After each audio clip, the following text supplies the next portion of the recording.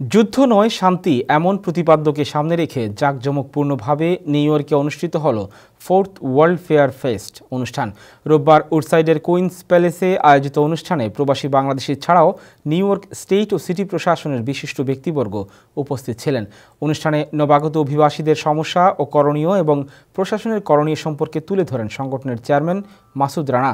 অনুষ্ঠানে state assembly member Jennifer রাজকুমার সংগঠনের নতুন 6 সদস্যের হাতে সার্টিফিকেট তুলে দেন।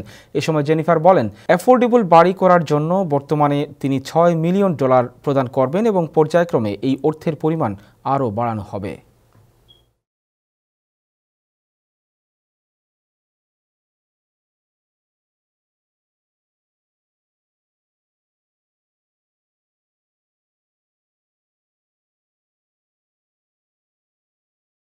সেই তুমি কেন